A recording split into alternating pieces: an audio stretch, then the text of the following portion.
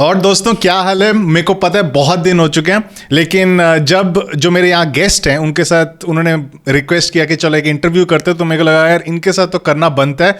तो फिर मेरे को लगा मैं भी ना अपने जैसे वो होते हैं नहीं भालू लोग अपने स्लम्बर में अपने ग्राउंड के नीचे घुस जाते हैं, वो अपना आराम से सो रहे होते हैं विंटर्स के बाद फिर निकलते हैं बाहर, तो वैसे टाइप के सीन है। मैं भी अब निकल रहा हूँ और लेकिन अकेले नहीं निकल रहा, मैं निष्कर्ष को लेके आया हूँ। आप में से कई सारे लोग निष्कर्ष को जानते होंगे, वो इंटरनेशनल पीओडी के स्टार हैं, वो काफ़ी लोगों को कोच भी करते हैं on international print on demand.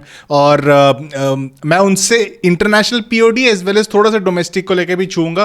काफ़ी सारे क्वेश्चन हैं, इनके पास कोई आइडिया नहीं है कि मैं इनको क्या क्या क्वेश्चंस पूछने वाला हूँ, तो ध्यान से देखते रहना। इनके पास नॉलेज बहुत है, बहुत सालों का एक्सपीरियंस है, हैंड्स ऑन एक्सपीरियंस है, $multi-million के सेल कर चुके हैं ये, तो फिर आपको काफ़ी कुछ सीखने को मिलेगा। तो फिर जो भी कुछ कर रहे इधर उधर साइड पे रखो, अगले कुछ मिनट मुझे डेडिकेट करो। तो निष्कर्ष, वेलकम टू द शो, पता नहीं जो भी बोलो, इंटरव्यू एंड चलो शुरू करें फिर। चलो let's do it. Thank you for having me. करते हैं स्टार्ट। हम ऐसे फॉर्मेट रखते हैं, हम किसी का कोई टाइम नहीं वेस्ट करेंगे, धड़ाधड़ क्वेश्चन पूछूंगा, धड़ाधड़ आंसर देना। बट अगर आपको एक्सपैंड भी करना वो भी कर सकते हो, कोई प्रॉब्लम नहीं है। लेकिन अगर मुझे लगे कि कुछ ज़्यादा ही हो रहा है ना एक्सपेंशन, तो मैं बोलूँगा बस अब नेक्स्ट क्वेश्चन। ठीक है ठीक है। तो फिर बताओ कैसे आप पीओडी और ड्रॉप शिपिंग में आपकी कैसे शुरुआत हुई, क्योंकि आपने क्या पहले ड्रॉप शिपिंग ट्राई किया था या फिर आपने सीधा ही पीओडी के अंदर शुरू किया? What was your journey? यार मेरी जर्नी स्टार्ट हुई 2017 में अप्रैल में, तो ड्रॉप शिपिंग से स्टार्ट किया था मैंने। तो आप देखते हो लोग स्क्रीनशॉट शेयर कर रहे हैं, hundreds of thousands of dollars कर रहे हैं, मेरे को वहीं से इंस्पिरेशन मिली। तो मैंने एक मेंटोर ढूंढा सबसे पहले, तो जिसको मैंने $10,000 दिए। वो यूएस का बंदा है, फ्लोरिडा से, सीखने के लिए ये सब। उससे पहले एक एनिमेशन वीडियो कंपनी हम चलाते थे, तो वहाँ की सेविंग्स थी जो भी थी, हमने सोचा यहाँ डालेंगे, अब अपग्रेड करते हैं। उसने ड्रॉप शिपिंग सिखाना स्टार्ट किया। तो पूरे अप्रैल 2017 में हमने ड्रॉप शिप किया, थोड़ा बहुत रेवेन्यू किया, $2,000 एड्स में लगाए। प्रॉफिटेबल नहीं हो पाया वो। फिर मैं उसके पास गया, भाई ये चल नहीं रहा है। तो उसने मुझे बोला कि तू पीओडी ट्राई कर। मैंने बोला नहीं, मेरे को नहीं करना। उसने बोला कर। मैं कहा ठीक है। तो फिर हमने पीओडी स्टार्ट किया और उसने मुझे प्रोसेस समझाया कि तुम डिज़ाइन रिसर्च ऐसे करना, वेंडर चाइना का ऐसे ढूंढो, ब्ला ब्ला ब्ला। मैं कहा ठीक है। तो हमने वो स्टार्ट किया। फिर मई ऑफ 2017 में it was a very good month, हम लोग $134,000 कर गए। अप्रैल में इट वाज जीरो, मतलब जीरो नहीं था, maybe we did close to $1,000 maybe, I don't even remember पहले महीने का रेवेन्यू। बट दूसरे महीने में we did 134,000 in sales and हम लोग पागल हो गए थे कि ये क्या हो गया हमारे साथ। वही मतलब स्टार्टिंग में इतना ज़्यादा सक्सेस, स्पेशली अगर कोई शुरुआत करता है तो उनको नहीं मिलता। तो फिर ये तुम्हारा काफ़ी सही एक ब्रेक हुआ। हाँ यस, बताइए। तो और सबसे बड़ी बात क्या थी, अप्रैल बड़ा अजीब सा था क्योंकि हम डेली 3-4 प्रोडक्ट टेस्ट कर रहे हैं। हमने $2-3 हज़ार एड्स में डाल दिए, कुछ नहीं मिल रहा है। जो जिनके थ्रू मुझे ई कॉम के बारे में पता चला, मैं उनसे फीडबैक लेता था, वो मुझे बोलते थे भाई तुम्हारा तो हो नहीं पाएगा, ये तो इतना गंदा, हमने किसी का रिजल्ट नहीं देखा है ड्रॉपशिप में, ब्ला ब्ला। फिर पीओडी स्टार्ट किया और फिर इवेंचुअली हम उसको स्केल करते गए, तो वो मई में हमारा 134K हिट हो गया था और हम ऐसे हो गए थे क्या बात है। फिर 134K जब हिट हुआ तो एक डिज़ाइन हम लोग बेच रहे थे जिसमें ना हॉगवर्ट्स था नाम, जो हैरी पॉटर हॉगवर्ट्स है, मगल हॉगवर्ट्स। तो मुझे नोटिस आ गया डीएमसीए से कि तुम ये नहीं बेच सकते। तो फिर हमको वो हटाना पड़ गया। लेकिन लकीली साइड बाय साइड हम और भी डिज़ाइंस टेस्ट कर रहे थे, फिर हमें अपना अलग विनर मिल गया। और उसके बाद अब वो करते करते from that point on till this point on हम लोग काफ़ी अच्छा कर चुके हैं, मल्टीपल 7 फिगर्स हिट कर चुके हैं। और हाँ, तो start dropship and then POD, और तब से फिर पीओडी कर रहे हैं। तो बच्चों, इससे एक चीज़ आपने सुना होगा, ये हॉगवर्ट्स और ये कॉपीराइट को लेके इन्होंने सबसे पहले अपने पैसे कमाए। ये एडवाइस नहीं दे रहे हम कि कॉपीराइट बेचना है आपको, ठीक है। वो ये बच गए और भी आगे बहुत हो सकता था बिजनेस शुरू होने से पहले इनका ठप हो जाता और बैंकरप्ट हो जाते हैं। तो ये लकी थे इनके साथ नहीं हो। तो आप प्लीज़ वो रिस्क ना लेना जो भी आप डिज़ाइंस बनाओगे वो बिना कॉपीराइट के यूज़ करना। पता है, मुझे भी किसी ने शुरू में बताया नहीं, फिर करके बाद ही पता चला यार ये तो खतरनाक है। फिर तब से हम लोग वार्निंग दे देता हूँ कि इससे क्योंकि इंस्पायर हो रहे हैं ना लोग आपसे। करेक्ट यार इसने हॉगवर्ट्स किया, चलो मैं ग्रिफिंडोर करता हूँ, देखते हैं कुछ होता है कि नहीं। बिल्कुल सही। तो अच्छा, अब क्या क्या पीओडी प्रोवाइडर्स आप यूज, देखो बेसिकली जो लोग यहाँ देख रहे हैं, अगर आपको पीओडी के बारे में बिल्कुल भी आइडिया नहीं है, ठीक है, तो मेरे चैनल पे कुछ वीडियोस है। आई थिंक निष्कर्ष आपके चैनल पे भी काफ़ी सारे वीडियोस हैं ऑन प्रिंट ऑन डिमांड। तो आप निष्कर्ष के चैलेंज को मैं ना नीचे डिस्क्रिप्शन में लिंक दे दूंगा इनके चैनल का, आप जाके इनके वीडियोस, कोई प्लेलिस्ट वगैरह है आपकी जहाँ पर आपने बेसिक्स बताए हैं पीओडी को? प्लेलिस्ट है नहीं, बट मैं बना दूंगा, I will create it, no problem. ठीक है, एक प्लेलिस्ट बना लेंगे वो चैनल के ऊपर, आप नीचे लिंक क्लिक कर लेना, सब्सक्राइब कर लेना ऑफ कोर्स। तो फिर मैं अभी बेसिक्स को लेके नहीं कवर करूंगा, मैं जानना चाहता हूँ कि कैसे कैसे के टाइप के पीओडी प्रोवाइडर्स आपने ट्राई किए हैं और अभी करेंटली कौन से यूज़ करते हैं आप? श्योर। तो देखो, स्टार्ट हम लोगों ने चाइना से किया था। तो चाइनीज़ प्रोवाइडर्स से हमने काम करना स्टार्ट किया। लेकिन 2019 के एंड में जब लॉकडाउन, 2020 में लॉकडाउन लगा था पहला, उससे पहले तक हम चाइना से काम कर रहे थे। लेकिन जब चाइना में लॉकडाउन लगा हमारा बहुत बड़ा लॉस हुआ था, बिकॉज लॉकडाउन लग गया है, स्टॉक बहुत ज़्यादा वहाँ पे, शिपमेंट्स हो नहीं पा रही। फिर हम लोग पहले हमने दिल्ली से स्टार्ट किया, फिर दिल्ली में लॉकडाउन लग गया, फिर हम यूएस मूव कर गए। तो ये मैं बात आपसे कर रहा हूँ मार्च अप्रैल ऑफ 2020 से हम लोग यूएस सप्लायर्स के साथ ही काम करते हैं। तो अभी जो सप्लायर्स हम लोग यूज़ कर रहे हैं, हम प्रिंटिफाई यूज़ करते हैं, हम लोग फ्यूल यूज़ करते हैं। मेरा एक पार्टनर स्टोर है जो SPOD यूज़ करता है, बट मेनली फुलफिलमेंट के लिए हम लोग फ्यूल यूज़ कर रहे हैं और वही हम लोग रेकमेंड भी करते हैं। इसके साथ हाँ जी, मैंने फ्यूल का नाम कभी नहीं सुना। फ्यूल तो फ्यूल POD करके उसका साइट है, गूगल करोगे आपको मिल जाएगा। तो अच्छी कंपनी है।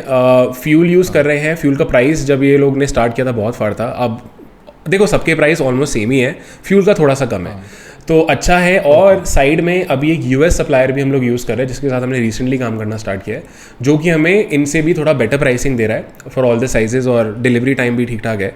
तो वो भी अभी एक्सपेरिमेंटेशन चल रहा है, एक्सक्यूज़ मी, लेकिन mainly it has been fuel and Printify. Okay, fuel का मैं देख रहा हूँ स्टैंडर्ड टी-शर्ट बेच रहे हैं वो $10 का, तो इसमें प्रिंटिंग कॉस्ट भी होता है? सब कुछ है, एवरीथिंग इंक्लूडेड। जब आपका with shipping also? Yes, this is all inclusive. इनका जो बेसिक टी-शर्ट है विद शिपिंग आपको कुछ पड़ेगा $9.5 से $10 के आसपास। फिर जब आपका साइज़ बढ़ेगा, जब आप 3XL 4XL 5XL में जाते हो, तो वहाँ पे $1-2 बढ़ा देते हैं। बट आप मान के चलो फिर इसमें तो अच्छा मार्जिन है। हाँ, नॉट बैड। तो आप मान के चलो ज़्यादातर आपकी सेल्स लार्ज और XL पे आएंगी, ये फैक्ट है। तो आपका एवरेज फुलफिलमेंट कॉस्ट कुछ $10.5 से $11 तक जाएगा। ओके, सही है फिर तो। क्योंकि इसके पहले जो मैंने देखा था, आई थिंक प्रिंटरोव था ना, जो काफ़ी ज़्यादा यूज़ होता था। प्रिंटरोव इंडिया के लिए है ना, प्रिंटरोव इंडिया में इंडिया करता के है, लिए इंडिया में करता है वो। क्या प्रिंटफुल? हाँ, प्रिंटफुल बहुत सबसे एक्सपेंसिव है यार वो, मतलब वो उसकी क्वालिटी बहुत अच्छी है, नो डाउट, बट वो एक्सपेंसिव बहुत ज़्यादा है। उसका शायद बेसिक, ये भी इनके गिल्डन टीज ही हैं। हाँ, गिल्डन है, बहुत सारे इनके पास गिल्डन भी है। हम लोग गिल्डन 5000 यूज़ करते हैं, तो गिल्डन है इनके पास अलग अलग हैं, बट जो बेसिक है हम वही सेल करते हैं। जो इनका बेसिक सबसे चीपेस्ट वाला टी-शर्ट है जो 100% कॉटन होता है, तो अपन वही वाला यूज़ करते हैं। सही है, कैप्स और काफ़ी कुछ देख रहे हैं। चलो सही है, ये आपने अच्छे रिसोर्सेज बताए। फ्यूल और प्रिंटिफाई तो मैंने भी यूज़ किया। प्रिंटिफाई भी काफ़ी सही है फॉर, मतलब काफ़ी ऑल्टरनेट टाइप के प्रोडक्ट्स है प्रिंटिफाई के पास, जो कि काफ़ी इंटरेस्टिंग है। कैसे टाइप के प्रोडक्ट्स, मतलब हम प्रिंटिफाई की बात करते हैं, डिफरेंट प्रोडक्ट्स आप वहाँ पर ना पिलो कवर्स और ब्रेसलेट्स और नेकलेसेस, बहुत डिफरेंट कैनवसेस, काफ़ी कुछ बेच सकते हैं। तो आपने हमेशा अपने आप को टी-शर्ट्स के अराउंड ही रिवॉल्व किया है, या फिर आपने कैनवस, पिलोज, माउस पैड्स या डिफरेंट चीज़ें भी ट्राई की हैं? नाइस। देखो यार, हम लोगों ने ट्राई काफ़ी कुछ किया है, लेकिन हमारे लिए सबसे ज़्यादा जो वर्क किया है वो टी-शर्ट्स एंड काइंड रहा है। टी-शर्ट्स एंड काइंड से मेरा मतलब टी-शर्ट्स, हुडीज, स्वेटशर्ट्स, ज़्यादा से ज़्यादा मास्क में चले जाओ, इस तरह की चीज़ें हमारे लिए सबसे अच्छी काम करी हैं। हम लोगों ने कैनवस भी किया है। कैनवस बहुत हाई मार्जिन गेम है, तो कैनवस भी अच्छा काम कर सकता है, बट हमें अपनी जो मेन सक्सेस मिली है वो टी-शर्ट्स में मिली है। ठीक है। एंड जनरल प्राइस क्या रहते हैं एक टी-शर्ट का? विद शिपिंग $20-21 का हम लोग उसको सेल करते हैं। तो हमारा $10-11 का मार्जिन बच जाता है, एंड उसके थ्रू हम ऐड कॉस्ट अपना सबट्रैक्ट करेंगे तो अपना प्रॉफिट बन जाएगा। अगर आप एग्जैक्ट नंबर्स पूछोगे ना, तो क्या होता है, $21 मान लो आपने बेचा, ये मैं एवरेज बता रहा हूँ, ज़्यादा 4XL 5XL का हम ज़्यादा लेते हैं क्योंकि हम उसका पे ज़्यादा कर रहे हैं। बट अगर आप 21 में बेच रहे हो, 21 से आपने 11 हटाया, बचा क्या 10। उसके बाद अपना जो आप वो पे करोगे फीस और वो सब हटा के, फिर आपका ऐड कॉस्ट वगैरह हटा के आप एक्सपेक्ट कर सकते हो कि आपका 15%, इन सम गुड डेज 20% तक मार्जिन चला जाए। तो और हम लोग हम लोग का US में कंपनी भी है, हम लोग Shopify पेमेंट्स वगैरह यूज़ करते हैं, सो उस रीज़न से हमारे मार्जिन और ज़्यादा बेटर हैं। तो because POD is more of a volume game. यहाँ पे पर ऑर्डर मार्जिन कम है, बट आप वॉल्यूम पे पैसा कमाते हो यहाँ पे। तो मेरे को याद है कि हमारी शायद पहले कभी बात हुई थी, या मैंने किसी और से बात किया था इसको लेके, कि जब आपका स्केल होने लग जाता है, कोई एक टाइप का डिज़ाइन अगर आपका तगड़ा हो जाता है, तो rather than go for US fulfilment, तो अपन चाइना से बल्क में वो डिज़ाइन करवा के मंगवा लेते हैं और US 3PL से फुलफिल करते हैं। वैसे टाइप का स्ट्रैटेजी अभी आप अपनाते हो, कि आप अभी भी pure drop shipping type model ही फॉलो कर रहे हो? हम लोग देखो क्या होता है, दो चीज़ें हैं। अभी हम प्योर ड्रॉप शिपिंग मॉडल पे हैं। ये स्टॉक करने वाला ना हमने ट्राई किया है, पहले 2-3 साल में ट्राई कर लिया था, 2 साल में। बट इसमें इशू ये है कि स्टॉक आपको काफ़ी करना पड़ जाता है। मान लो आप कुछ स्केल कर भी रहे हो, यहाँ पे आपके अलग अलग साइजेज़ हैं, अलग अलग डिज़ाइंस हैं, और कई बार क्या हो जाता है फेसबुक का आपका पता नहीं होता कि कब कौन सा design, I am not saying कि एकदम से डाउन चला जाएगा, बट कई बार जैसा आप सोचते हो वैसा वो ग्रो नहीं होता। तो अभी हम वो नहीं करते, हम स्टॉक नहीं करते हैं, बट हम ये ज़रूर करते हैं कि जब हमारा एक ही डिज़ाइन पे ज़्यादा सेल आ रही है तो हम अपने वेंडर से डिस्काउंट ले लेते हैं। अगर आपका अच्छा वॉल्यूम है और अगर आप इवन प्रिंटिफाई या फ्यूल या इन लोगों से आप सपोर्ट पे बात भी करोगे ना, even they will be open to give you discount. और अगर आपका बल्क में आप उनको काम दे रहे हो और आपका एक ही डिज़ाइन पे ज़्यादा ऑर्डर आ रहे हैं, क्योंकि उनका भी पैसा बचता है। तो सेम चीज़ हमारे चाइनीज़ वाले के साथ भी रही है, जो यूएस वाला सप्लायर है अभी जिसके साथ हम काम कर रहे हैं, उसके साथ भी सेम चीज़ है कि अगर एक बेस्ट सेलर मिल गया तो वो प्राइस कुछ $0.50 या $1 कम कर देता है। सही है। तो आप जनरल स्टोर करते हो कि एक नीश के अंदर घुस के हमेशा स्टोर बनाते हो? हम लोगों ने स्टार्ट जनरल किया था 2017 में, जनरल किया हर जगह, जो मिले उसको प्रमोट करो, रिसर्च करो, जैसे ड्रॉप शिपिंग में लोग बताते हैं, जो मिले करो, वो अच्छी, मतलब आई वुड से ठीक है, इट्स अ गुड स्ट्रैटेजी, हाँ, बिगिनर्स के लिए। बट फिर हम इवेंचुअली एक नीश में मूव कर गए, जो नीश हमारे लिए काम करा उसी नीश में अब हम हैं, और उसी नीश में अब हम खुद ही अब सोचते हैं, खुद ही डिज़ाइंस बनाते हैं। टीम को लगा रखा है कि अपने आप ही सोचते रहो, बनवाते रहो, ताकि आप आगे रहो रादर दैन जस्ट क्या था, क्या है वो नीश, और स्टोर नेम क्या था आपका? आप बता रहे थे। हम स्टोर नेम यूजुअली बताते नहीं है। तो ये पुलिंग वाले बट एनीवे स्टोर अगर आपको मैं दिखा सकता हूँ पीछे से, उसमें मुझे कोई प्रॉब्लम नहीं है, but we would not want to share it publicly. But हाँ, मैं आपको नीशेस का कुछ आइडिया दे सकता हूँ। नीशेस जो हमारे लिए सबसे अच्छे काम करे हैं वो है फैमिली रिलेशनशिप्स, जिसमें हमारे लिए मॉम नीश बहुत अच्छा काम किया है, जहाँ पे मान लो टी शर्ट पे लिखा है I am a freaking awesome son of an awesome mom, तो मॉम नीश हो गया, फादर नीश हो गया, ग्रैंड फादर नीश हो गया। उसके बाद अब हस्बैंड वाइफ वाले नीश पे आ जाओ, वो हमारे लिए अच्छा काम किया है। हमारे लिए फिटनेस नीश बहुत अच्छा काम किया है। ऑल्दो फिटनेस अभी इतना अच्छा काम नहीं कर रहा है, बिकॉज जब से लॉकडाउन्स लगे हैं लोग उस टैंक टॉप्स को, या हमने टैंक टॉप्स भी बहुत सेल करे बाय द वे, तो टैंक टॉप्स को और उन टी शर्ट्स को लोग जिम्स में पहनते हैं, तो फिटनेस नीश अभी इतना अच्छा नहीं है। बट हाँ, यूजली ये नीशेस हमारे लिए बहुत अच्छे काम करें। तो एक चीज़ इंटरेस्टिंग लगा मुझे, जितने भी आपने नीशेस बताए ना, सारे काफ़ी ब्रॉड टाइप के नीशेस हैं। तो आई थिंक ये बहुत इंपॉर्टेंट है कि अगर आपको एक लॉन्ग टर्म के लिए एक अपना पीओडी स्टोर बनाना है, तो ऐसे टाइप का नीश चूज़ करो जो काफ़ी ज़्यादा वॉल्यूम हो सके, जिसके ऊपर हम लोग तो बहुत सारे डिज़ाइंस भी ट्राई कर सकते, क्योंकि मेरे को याद है 4 या 5 साल पहले जब मैं पीओडी के अंदर थोड़ा देख रहा था, तो आई थिंक उस समय नर्सेज, फायर फाइटर्स और ऐसे टाइप के नीशेस थे जो काफ़ी ज़्यादा पॉपुलर थे। तो आजकल वो इवॉल्व होकर और भी ज़्यादा ब्रॉड जा चुका है, जैसे फेसबुक की टारगेटिंग भी आजकल बोलते हैं सब ब्रॉड करो, सबको ही बेचना शुरू कर दो, वैसे ही हो गया। इंटरेस्टिंग। चलो, तो फिर आप डिज़ाइंस वगैरह कैसे आपको मिलते हैं, या फिर आपके कोई क्रिएटिव लोग बैठे हैं, या फिर आप कहीं से इंस्पिरेशन लेते हो, कैसे करते हो? देखो, सिंपल है हमारी डिज़ाइन रिसर्च स्ट्रैटेजी क्या है, मैं उन लोगों के लिए बता रहा हूँ जो अभी स्टार्ट करेंगे। अब हमारी जो अभी तो बिल्कुल अलग है, अभी हम लोग को पता है हमारा नीश क्या है, तो हम उस हिसाब से उसको अप्रोच करते हैं, मैं वो भी बताता हूँ। बट हम लोग 4 चीज़ें देखते हैं। पहली चीज़, हम लोग रिसर्च जो स्टार्ट कर रहे हैं, हम रिसर्च करेंगे एटसी पे, etsy.com पे हम जाएंगे, हम लोग क्लोथिंग टीज़ वाले कैटेगरी में जाएंगे। अमेजोन पे भी जा सकते हो, उसमें नॉवेल्टी करके कैटेगरी है, नॉवेल्टी शर्ट्स एंड प्रोडक्ट्स। तो पहली चीज़, वो जो डिज़ाइन है उसमें वो कोई कोट होना चाहिए, मतलब उसमें वर्ड्स होने चाहिए। वो पॉप कल्चर और वो रंग बिरंगे डिज़ाइन नहीं काम करते हमारे एक्सपीरियंस में, या मेरे जिन लोगों को मैं जानता हूँ उनके लिए नहीं काम करते फेसबुक एड्स के थ्रू। तो उसमें कुछ 3 से 4 वर्ड्स मिनिमम होने चाहिए, मतलब कोई कोट होना चाहिए। दूसरा, वो स्पेसिफिक होना चाहिए कि आपको देख के समझ आ जाए कि इसको पहनेगा कौन। जैसे अगर एक टी शर्ट पे लिखा है आई एम अ सरकास्टिक ब्ला ब्ला, तो आई डोंट नो कौन पहनेगा वो, लाइक मैं ढूंढूंगा कैसे सरकास्टिक लोगों को। बहुत सुपर ब्रॉड है ये। तो दूसरा हो गया स्पेसिफिक होना चाहिए। तीसरा हो गया स्केलेबल होना चाहिए। जैसे आपने अच्छी चीज़ बोली कि फैमिली रिलेशनशिप्स स्केलेबल। अगर कोई मॉम की टी शर्ट है, मुझे पता है मॉम्स को मुझे दिखाना है, और दूसरा मुझे पता है बहुत सारी मॉम्स है दुनिया में, तो मैं उसको दिखा सकता हूँ। और चौथा चीज़ हो गया सिंपल। बहुत ज़्यादा रंग बिरंगे और अतरंगी डिज़ाइंस नहीं सेल होते हैं। आप जितना सिंपल रखोगे उसमें मास अपील होती है। तो कई बार क्या होता है, लोग आर्टिस्टिक वे में चले जाते हैं, वो काम नहीं करता, तो उसको सिंपल रखते हैं हम लोग। तो ये हमारी रिसर्च, ये हमारे 4 कंडीशन होते हैं जब हम रिसर्च कर रहे होते हैं। अब जब आपको अपनी नीश समझ आ गई, जो कि मैं रेकमेंड करता हूँ कि आप अपनी नीश समझो, फिर आप अपनी सारी मार्केटिंग में भी अपना स्टोर आप उसी चीज़ के लिए ब्रांड कर दो कि हम इस नीश में रहने वाले हैं। अब हम क्या करते हैं, जैसे मुझे मेरी नीश पता है, तो जो मेरे विनिंग डिज़ाइंस हैं मैं उन्हीं के अराउंड घूमता हूँ। जैसे मान लो मैंने अपने विनिंग डिज़ाइन में कुछ वर्ड्स बदल दिए, या मैंने उसके सेंटेंसेस को अलग ही वर्ड्स में मैंने वहाँ पे डाल दिया, या मैंने उसके डिज़ाइंस बदल दिए, या मैंने उसके कलर्स बदल दिए, या मैंने टी शर्ट का जो कलर है यूजुअली ब्लैक ही सेल होता है, बट हम स्टार्ट हमेशा ब्लैक से करते हैं, ब्लैक चल गया तो हम फिर वाइट और ग्रे पे चले जाते हैं, और कलर्स हम लोग नहीं करते। तो ऐसे करके हम लोग उस वाली चीज़ में प्ले करते हैं। या जैसे मान लो छोटा सा एग्जाम्पल देता हूँ, अगर मेरी कोई टी शर्ट है, सपोज मैं स्पोर्ट्स में हूँ, तो अगर मेरी T shirt let's say lawn tennis से रिलेटेड कुछ है, तो मे बी मैं उसको बैडमिंटन के लिए किसी तरह मॉडल करूँगा। या अगर बेसबॉल में है, तो I'm gonna ट्राई कि मैं इसको क्रिकेट के लिए मॉडल करके देखता हूँ, तो just to give some direction.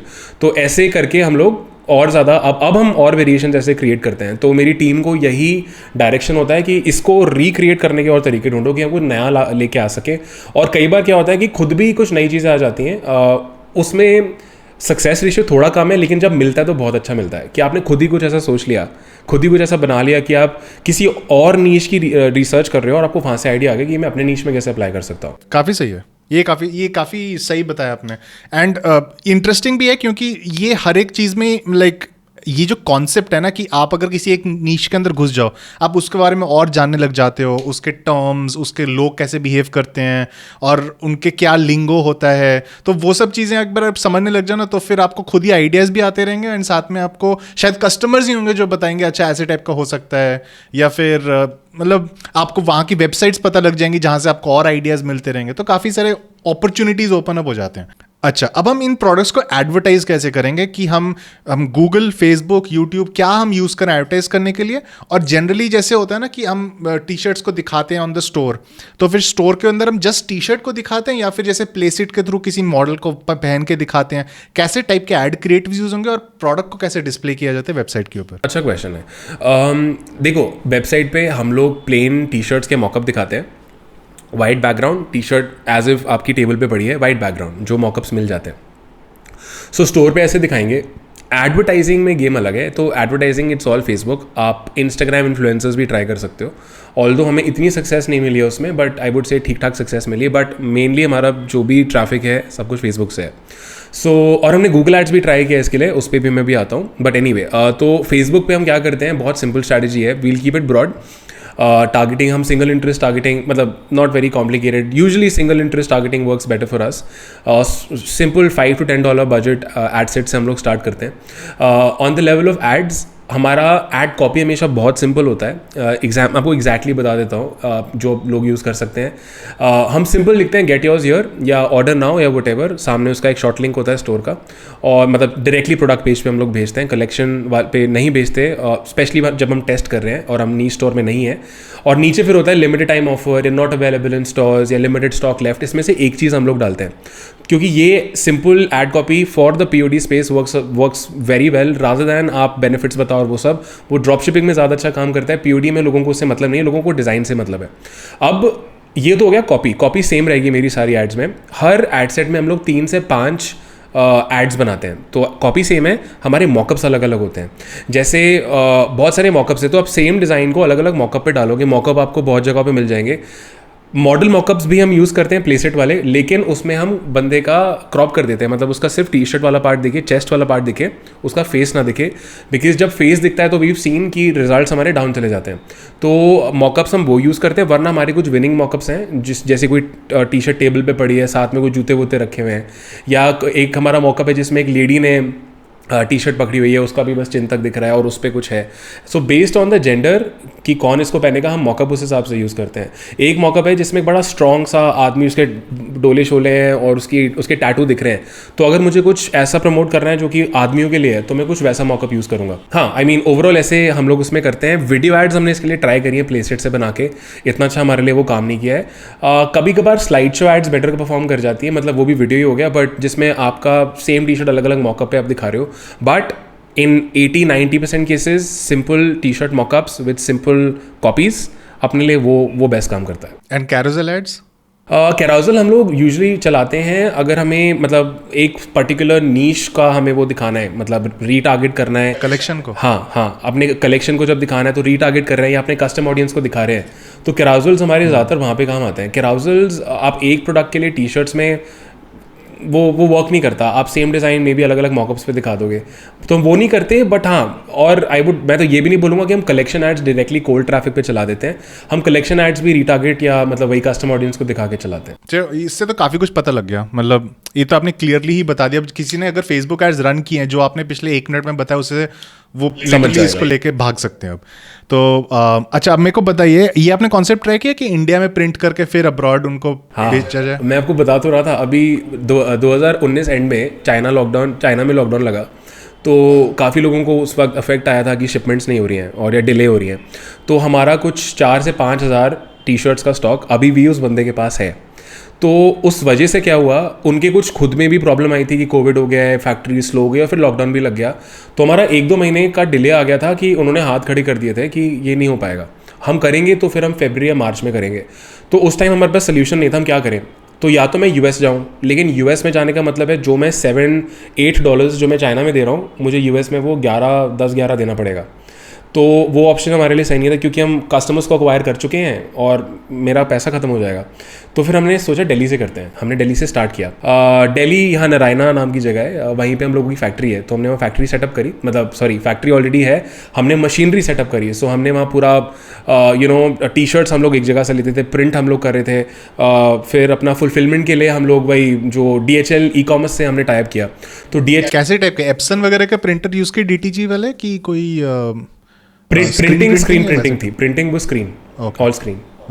तो प्रिंटिंग वाज ऑल स्क्रीन। उसके अलावा बहुत सिंपल सेटअप, प्रिंटर लगा रखा था नॉर्मल लेबल वगैरह जनरेट करने के लिए, पैकेजिंग के लिए एक लड़का लगा रखा था, लेवल जनरेशन के लिए एक लड़का लगा रखा था।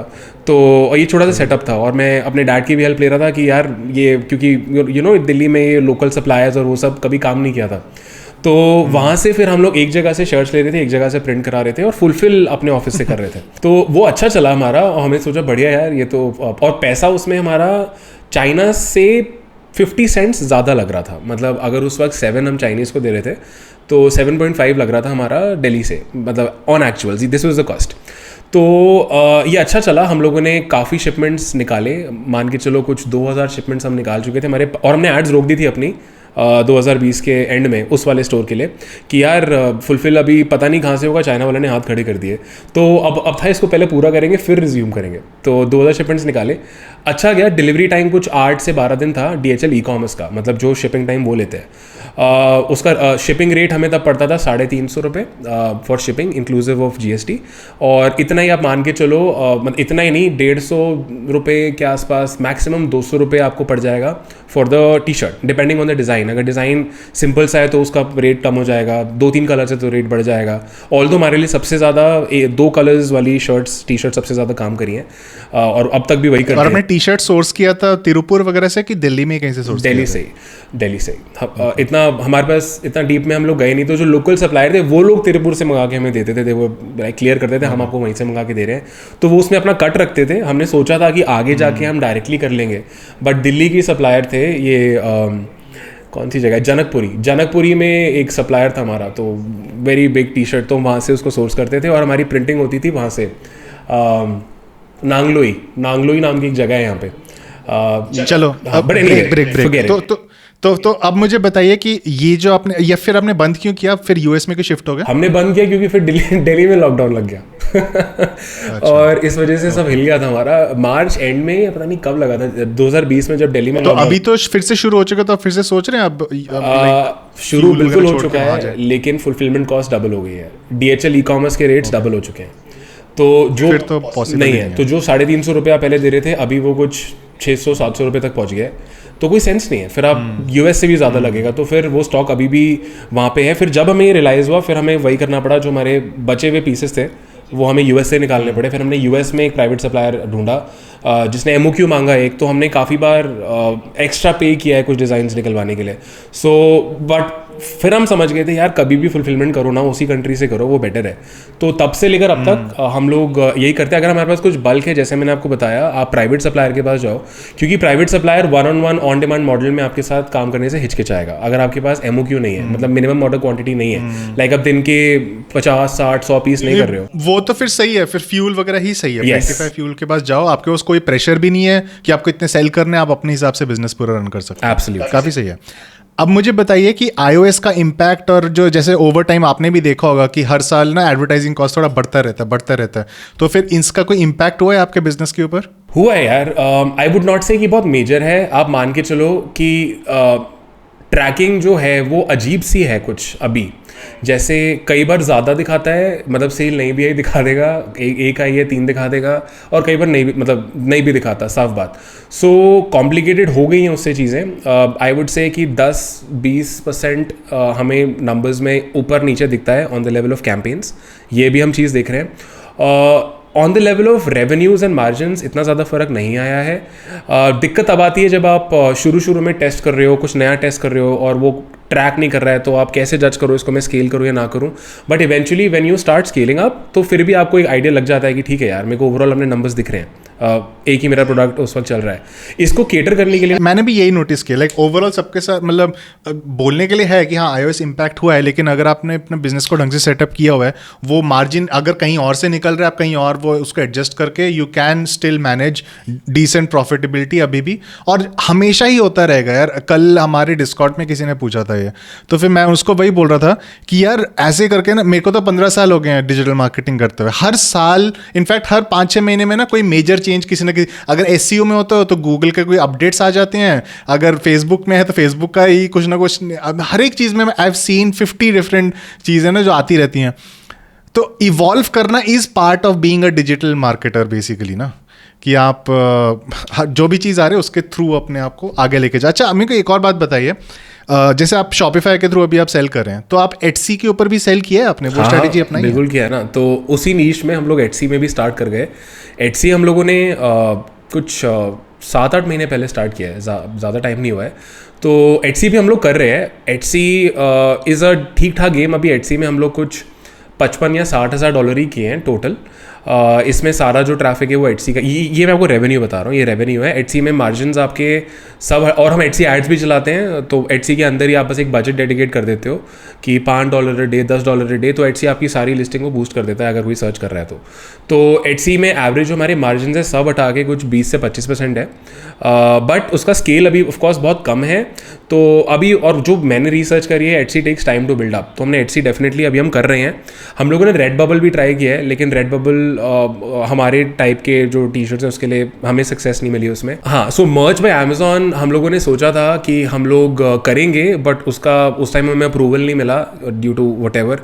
तो अभी के लिए it's mainly Shopify and a very little bit of Etsy। मेरे पास है अप्रूवल, मैं 10% लूंगा, बाकी आप करते रहो मर्ज पे Amazon, मेरा अकाउंट यूज करो। दे दो, मैं लिख लेता हूँ, अगर आपके पास है तो दे दो, मैं कुछ इस पे बहुत सालों का पड़ा है, मैं यूज ही नहीं कर रहा हूँ। हाँ। मैंने इनिशियली ना एज अ कोई वॉरियर फोरम पे किसी ने कुछ बताया था, तो फिर मैंने वहाँ बहुत साल पहले, तो मैंने वो साइन अप किया था और ना कुछ डिजाइन डाले थे।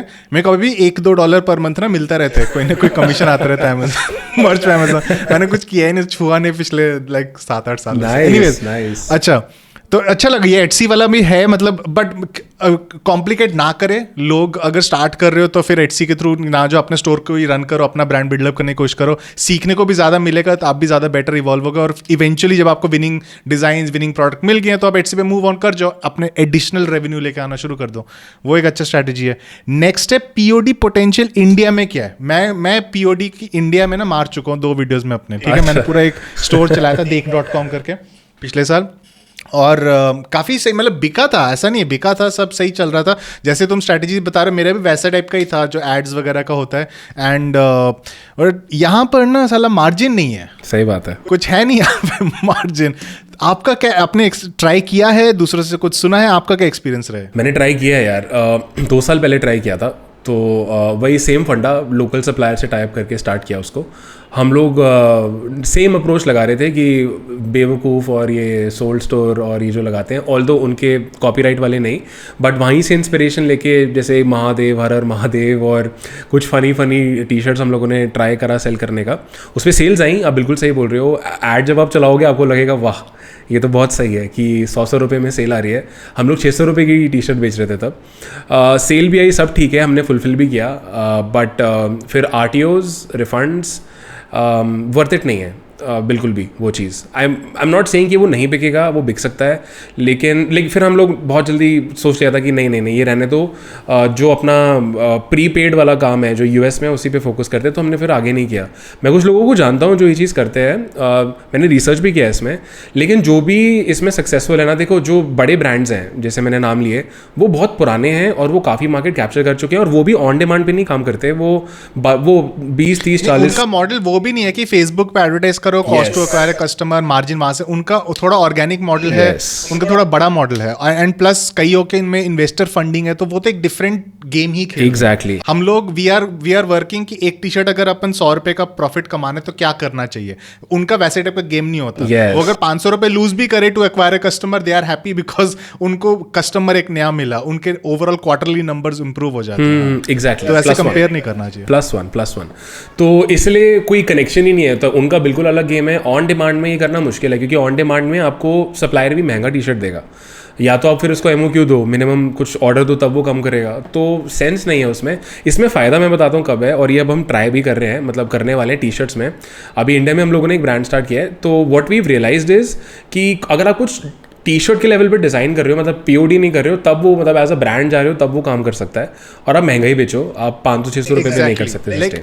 मैं एक चीज़ जो देखा था जो काफ़ी अच्छा, मेरे को पता नहीं है कि जिसका मैं नाम लूंगा वो मेरे को फॉलो करता है कि नहीं, लेकिन रेयर रैबिट करके कोई एक है जिसका मैं नोटिस किया था। I know. और वो वाले जो मॉडल है, मैं ये नहीं कह रहा कि उनको कॉपी करना वॉट है, बट जो मॉडल है कि अपना ब्रांड करो, अपने अच्छे इमेजरी और वैसे टाइप के अपने आप को ऐसे पोजीशन करो कि आप क्वालिटी और प्रीमियम अपैरल बेच रहे हो to premium segment of the market. अब वो बेवकूफ वाले 200 रुपये 300 रुपये वाला टी शर्ट वाला मॉडल नहीं करो, आप अलग टाइप का करोगे। Correct. वो एक इंटरेस्टिंग आइडिया है। हाँ बिल्कुल रेयर रैबिट।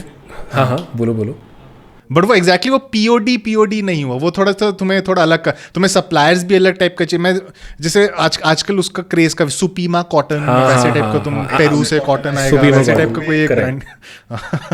बिल्कुल सही कह रहे हो। ये एक मार्च करके भी ब्रांड है, मार्च टी, अगर आपने सुना है। सो मार्च टी, हाँ, तो मार्च भी बहुत अच्छा, वो सुपीमा प्लेन में है। तो और रेयर रैबिट भी हमने रिसर्च करी है। Rare Rabbit is also a funded company, और ये लोग शर्ट्स और टी शर्ट्स और ये सब करते हैं, बट चलो उसमें ज़्यादा डीप ना जाते हुए, यूर राइट। आप अगर कुछ डिफरेंट लाओगे, एज अ ब्रांड लाओगे ना, तब वो इंडिया में चल सकता है। POD I don't think so, और मैं किसी को जानता भी नहीं हूँ जो POD मॉडल पे बहुत तगड़ा काम कर रहा है। I don't really no anybody. तो हर महीने ऑडी नहीं आ सकता फिर। तो उम्मीद है कि आप लोगों को मजा आया होगा आज के वीडियो में। निष्कर्ष ने पूरे ट्रांसपेरेंसी के साथ, पूरे ओपनली, और ये बता सकता कोई प्रिपरेशन नहीं थी, कुछ नहीं थी। इनको जो मैंने क्वेश्चन पूछे उन्हें सीधा साधा आंसर दिया है, एकदम स्ट्रेट टू द पॉइंट। मेरे को खुद काफी कुछ सीखने को मिला, आई होप आपको भी आया हो। इनफैक्ट इन्होंने जो आइडियाज दिए, जो बोला है ना, अगर किसी को डिजिटल मार्केटिंग हल्का, अगर आपने मेरे वीडियोस पुराने देखे हुए हैं या फिर इनके भी वीडियोस देखे, किसी अगर आपको बेसिक आइडिया है ना ई-कॉमर्स का, तो आप जो इन्होंने बोला उसको लेके ही आप दौड़ सकते हो, अपने एक POD स्टोर बना सकते हो। ठीक है, क्योंकि आपको इन्होंने प्रोवाइडर बता दिया, एडवर्टाइजिंग का तरीका बता दिया, प्रोडक्ट को कैसे डिस्प्ले करते बता दिया, कैसे प्रोडक्ट रिसर्च करते हैं, डिजाइन कैसे करते हैं, कलर्स कैसे बेचने हैं, साइजेस कौन से ज्यादा काम कर, सब तो बता दिया, क्या रह गया। ठीक है, तो अगर आप इंटरनेशनल POD में इंटरेस्टेड हो, डेफिनेटली निष्कर्ष को फॉलो करो, नीचे लिंक में डिस्क्रिप्शन में है। थैंक यू निष्कर्ष अपना टाइम देने के लिए। हम काफी टाइम पहले आई थिंक फेसबुक पे इधर उधर बात कर रहे थे, लेकिन अब फाइनली 1-on-1 हमने एक्चुअली बात की। होप हम रहते भी पास में, आई थिंक लॉकडाउन थोड़ा खत्म हो, थोड़ा चिल भी मारते हैं, एक और बियर भी पीते हैं साथ में। ठीक है, मिलेंगे बाद में। Thank you so much.